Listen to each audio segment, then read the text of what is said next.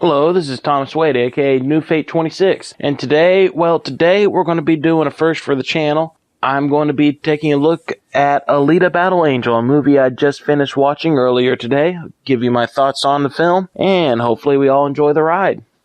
Now, to start off with a little background for me. Yes, I am a weeaboo and all that shit. I do enjoy myself some Gundam. I first found the series back in the early 2000s-ish. I enjoy it very much. I've read through all of the original arc, got about halfway through Last Order, and I haven't even gotten started on the last arc myself. That said, I do enjoy the series a lot. I look at it as more of a follow-up to the ideas that were being explored in Ghost in the Shell, the transhumanism and the nature of human identity and what it means to be a human.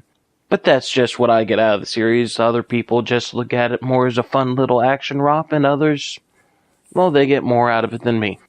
Now, this film was brought to us by Robert Rodriguez, a director whose work I absolutely adore. He's the mastermind behind such films as El Mariachi, Desperado, Spy Kids 1 and 2. He was the director behind From Dusk Till Dawn. He was also the director for the Sin City films alongside Frank Miller. And I have to say, I will admit, I was a little nervous going into this film because knowing Rodriguez's filmography, science fiction is not exactly a genre that he's very familiar with. And so I wasn't sure how well he'd be able to handle that. On the other side of the coin, inside the writer's chair, we had James Cameron, who is infamous and very well known for being the man who brought us the Terminator, the first two Terminator films, Aliens, The Abyss, and Avatar, as well as being the writer behind Rambo 2. Now, both of these men have certainly had their share of flops, but they both have very good successes, and so I was looking forward to seeing what this film brought us, and I was hopeful. More hopeful than several of the other anime projects that have been brought over these few recent years. Yes, I'm looking at you, Ghost in the Shell, you piece of junk. To start off with, overall, if you want just a general review, I liked it. I liked it a lot. There are some issues that I had with the film, and we'll get into those later. But overall, I found the film to be enjoyable. It's not the heavy think piece that I would have preferred to have, but looking at the town, but looking at the people involved, I certainly wasn't expecting it. That said, let's try and do a more thorough look. The superficial stuff. Visual effects are outstanding. It looks pretty. It looks very pretty. And even more so, it looks like the comic.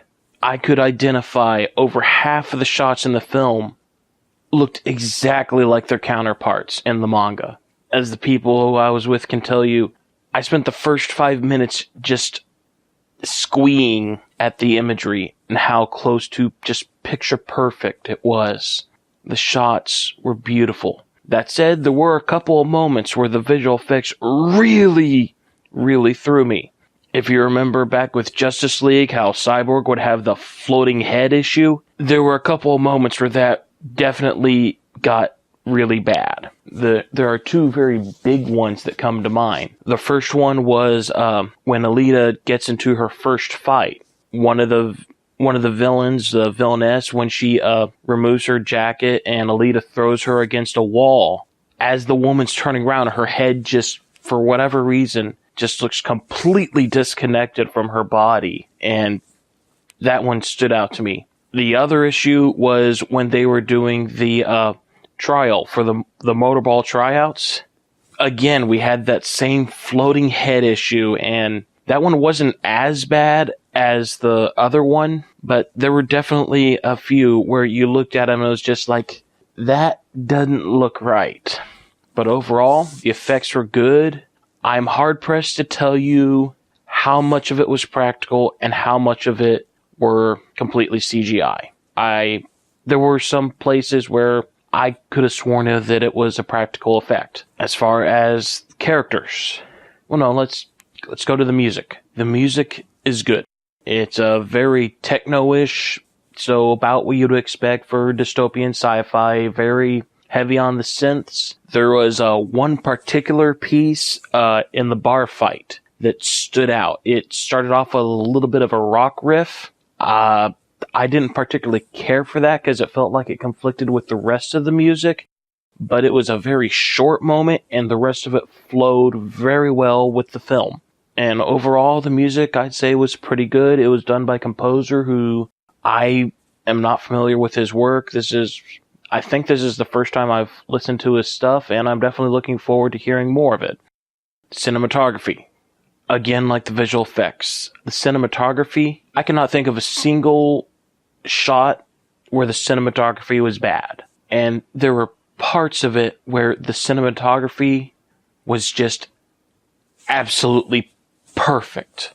When Ito first finds Alita's head inside the scrapyard, oh, that shot was just beautiful.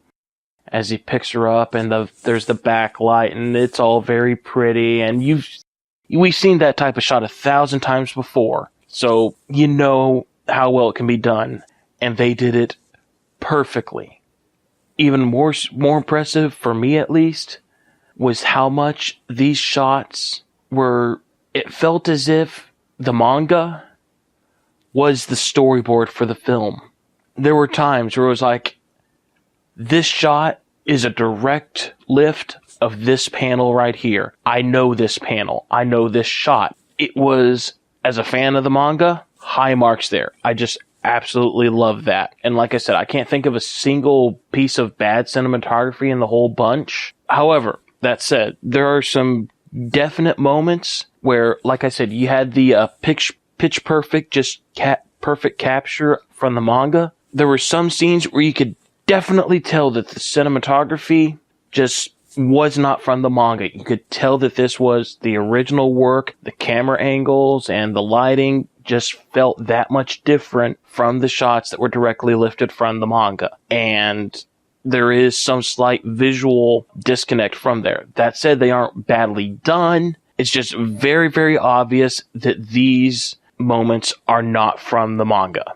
Characters, all of the characters were almost pitch perfect. There's one exception that I do want to point out later, but I'll get to him in a minute. Well, actually two, but I'll get to them in a minute. Rosa Salazar as Alita she was perfect. She was perfect. Just absolutely, she got galley, but she was her.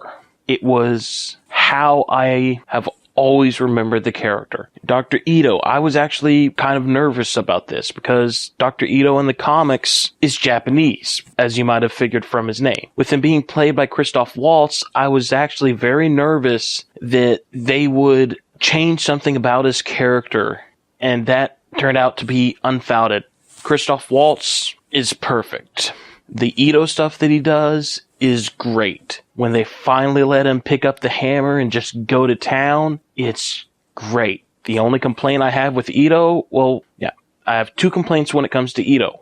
One, the hat wasn't big enough. They needed to make that hat about 2 inches bigger in diameter, I think, and that would have just made it perfect for me. The other thing is related to the script. Because of the way they did the script, they pulled in some of the information from the later chapters. Mostly the information from the Martian Wars, and in order to explain that, they gave that data dump to Christoph Waltz as Ito, and it really, really throws off his character somewhat, because it just makes him as knowing a lot more than he did at that particular part of the story, and just him being Mr. Exposition and revealing a lot of stuff where it was like, for me, when I remember reading the manga, it was like, no, he does not say this stuff. This is not him doing this. And that threw me off a little bit. Ed Skrein as Xanor was okay.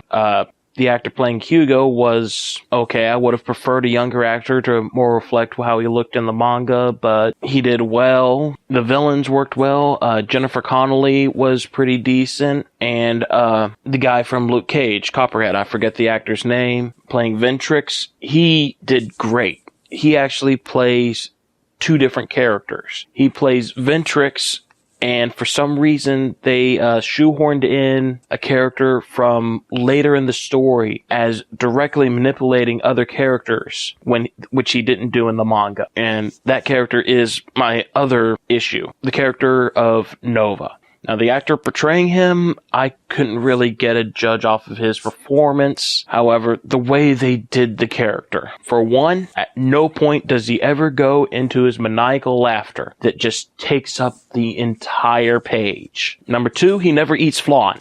And that really cheesed me. This is a character where every time he shows up in the scene, he's eating flan, and they never did that, and they just made him more of a sadistic manipulator instead of just this crazy wackadoodle who happens to be doing things. And it really, really did not sit well with me that they strayed that far from the character. Or if they wind up actually being able to do the sequel, I hope they get that fixed, because it did not sit well with me. But other than that, the characters were very well done. Now, when it comes to the story, it's a combination of the Bounty Hunter arc, the Hugo arc, and elements of the Motorball arc, as well as elements from the later storylines with the Martian Wars. They introduced the Berserker body. They introduced the Berserker body here. They do pretty much fairly comprehensive breakdown of the Martian Wars and the Fall, and they did not need to go into that detail, I don't think. The first half of the film is pretty much note for note perfect.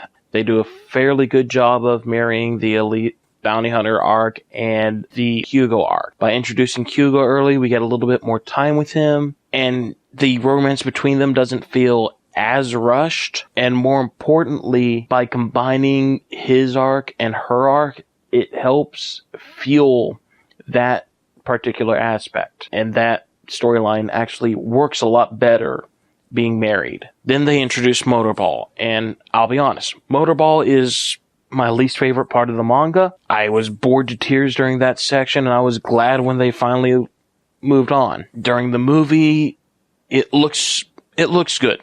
I'll give it that. The sport itself very much looks like rollerball, which it did in the manga, and they don't really get over that aspect. It is very obvious that it was shoehorned in. I like the idea of having Hugo be the one to introduce her to Motorball. That part worked for me. That helped set up the Motorball stuff and would have worked well to leading her to go on to become Motorball champion after Hugo's death. But instead what they did is they made it so that after she became the bounty hunter and did her first fight with Dumbass, then she immediately starts working with Hugo to become Motorball champion and using the Motorball to become champion as opposed to her being herself and helping him naturally. And it's during the tryout match where the film lost me story-wise. Up until then, it works. It's note for note just great. Just absolutely great. You get to the tryout, the Motorball, that takes me out of it a little bit. Like in the manga, Hugo winds up getting injured and they wind up having to completely, totally not kill him in order to save him. And then comes the big moment that really frustrated me in the movie. And this is going to be a little bit of a rant. Overall, like I said, the movie is good. It's not great, but it's very, very good. I would highly recommend it. I do, however, have an issue with the way they handled the death of Hugo. And it actually relates back to the fact that they introduced Nova earlier in the storyline than he shows up to in the manga. By having him manipulate events and having Alita know that he is manipulating events, it changes the context of some of the later scenes. And it really comes to a head with the death of Hugo. Like in the manga, after he finds out about the fact that he cannot go to the city in the sky like he originally wanted to, that Typhairs will not accept him, and he has his breakdown. He tries to climb up the supply line to the city, and it's almost like in the comic. As soon as I saw him going on the cable, I was giddy. I was excited. This is one of my favorite moments in the manga. It is a moment that I consider a defining aspect of the series. Alita gets there, and she is running up the cable to get to him, and they have their conversation. And she brings up Nova, saying that Nova is the one manipulating things. And I'm just sitting here going, no, this moment is not about that. It's about Hugo and his relationship with Alita, and the fact that he is falling apart. You don't bring in Nova. He has nothing to do with this. And they did. And then to just stick the knife in it. After we get the speech where she finally breaks through to him, and they actually do a reasonable job of making the speech work. It does not work nearly as effective as in the manga. Like I said, the Nova stuff irks me to no end. Then we showed Nova being responsible for pressing the button to activate the defense rings. Instead of it being just a consequence of Hugo's actions, it's a deliberate attack. And that moment right there, that ruined that aspect for me. Like I said, that was a little bit of a rant in that scene. But overall, the film is pretty good.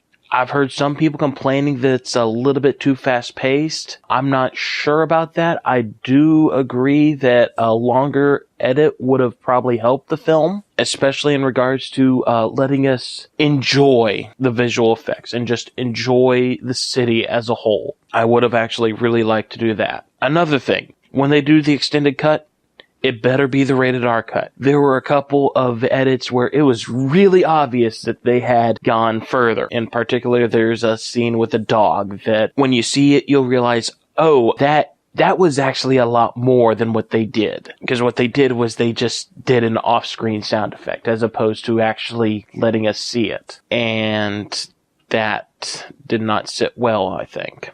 It lessened the impact of the fact that this is a harsh world. So when they do that, I definitely want to see an extended rated R cut when that comes out. But overall, I enjoyed the film, and I'd love to hear your thoughts as well. Thank you, and have a nice day.